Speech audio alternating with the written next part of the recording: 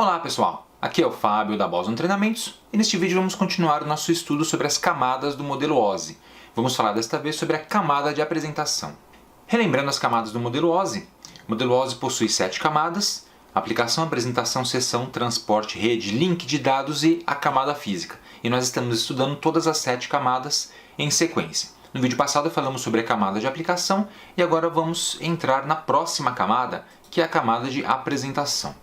Lembrando que a transmissão de dados no modelo OSI se dá entre camadas, porém com os dados sendo repassados de uma camada para outra e recebendo um tratamento à medida que esses dados passam pelas camadas, por exemplo, com a inclusão de cabeçalhos de dados. Então, no caso da camada de apresentação, a gente tem uma PDU de aplicação que vai receber um cabeçalho específico e um tratamento dos dados ali contidos.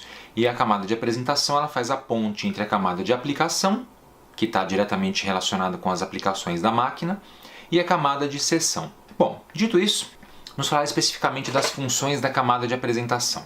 Essa camada, que é a camada 6, ela se relaciona basicamente com a sintaxe e a semântica na comunicação entre os sistemas, ou seja, com representação e formatos de dados transmitidos. Essa camada é responsável por processos como, por exemplo, a codificação dos caracteres envolvidos na transmissão, tradução de formatos de caracteres, e também é aqui que pode ocorrer a compressão de dados e a criptografia, que é extremamente importante quando a gente trata de sistemas, por exemplo, sistemas na internet, tanto na origem quanto no destino da nossa transmissão.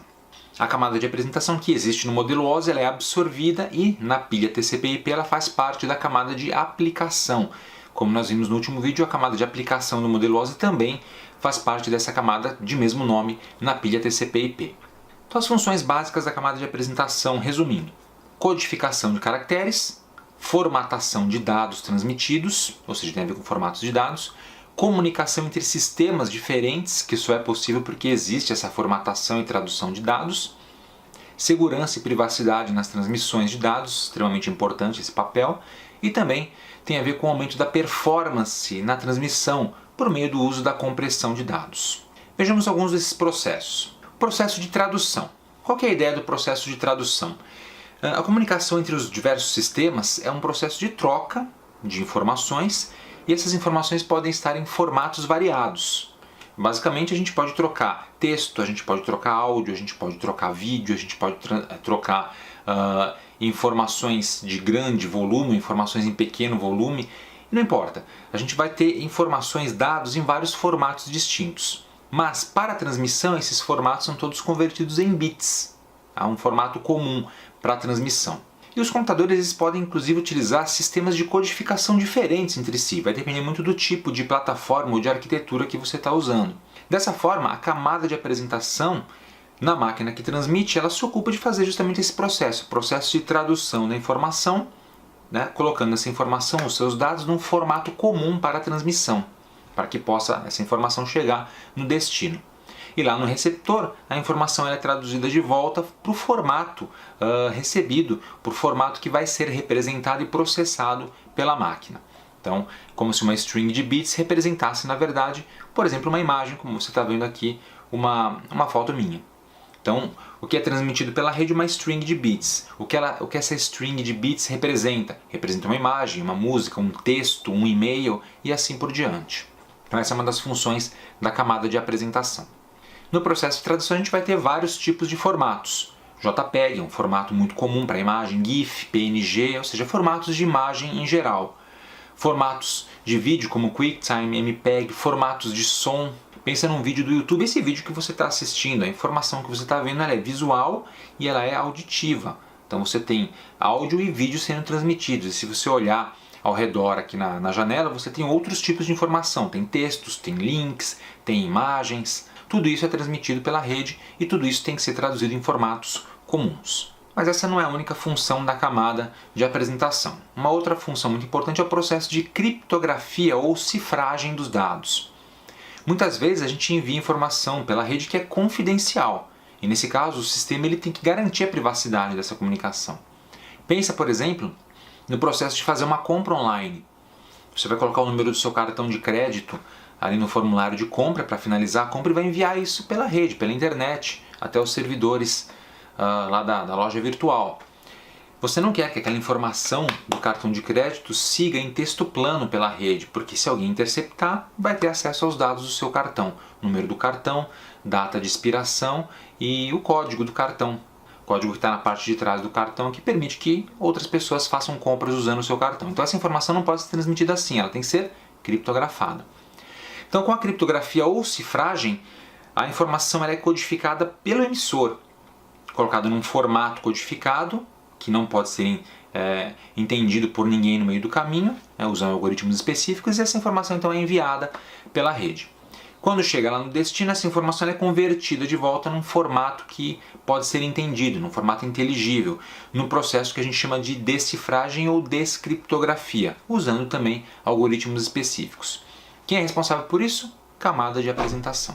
O exemplo banal, outro exemplo também bastante comum, é envio de senha, quando você faz o logon num sistema. Fez o logon aqui no YouTube, para poder comentar, deixar o like, etc. Você está mandando usuário e senha pela rede e esse usuário e senha, a senha no caso, vai ser criptografada. Então, um processo importantíssimo.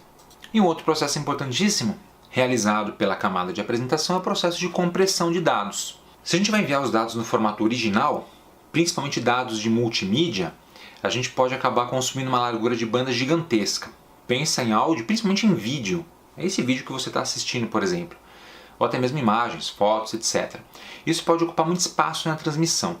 Então, para que a transmissão ocorra de forma mais performática, sem gargalos, geralmente esse tipo de dado ele é comprimido usando algum algoritmo específico. Então existe um processo de compressão na qual os bits transmitidos eles na verdade são reduzidos, continuando a representar a mesma informação original. E quando chega no destino eles são descomprimidos.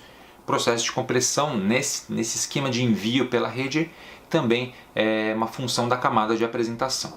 Aqui a gente não está falando de compressão de arquivos dentro do computador, não é usar, por exemplo, o WinRAR ou o WinZip para comprimir um arquivo, não é isso. É a compressão que ocorre durante a transmissão da informação. Quem faz isso é a pilha de protocolos. E aí quando a informação chega no destino, ela é descomprimida e volta ao seu formato, ao seu tamanho original para que possa ser utilizada. Muito bem, então a gente pode comparar o modelo OSI e o TCP/IP dessa forma, mostrando a relação entre as camadas. E aí você vai ver que a camada 6 da apresentação, na verdade, ela está englobada na camada de aplicação da pilha TCP/IP, juntamente com a camada de aplicação e com a camada de sessão. Então ambas estão englobadas aqui dentro. Legal? Então as funções da camada de apresentação, a função de compressão, criptografia, conversão de formatos de dados, na pilha TCP/IP essas funções são realizadas na camada de aplicação.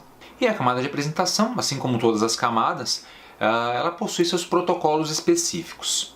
Os protocolos da camada de apresentação, nem todos são muito conhecidos, justamente porque ela é englobada dentro da pilha TCP/IP, mas aqui eu tenho uma tabela com alguns desses protocolos. Então alguns você deve conhecer, por exemplo, já deve ter ouvido falar em TLS e em SSL, dois protocolos utilizados para segurança na transmissão dos dados, são protocolos criptográficos.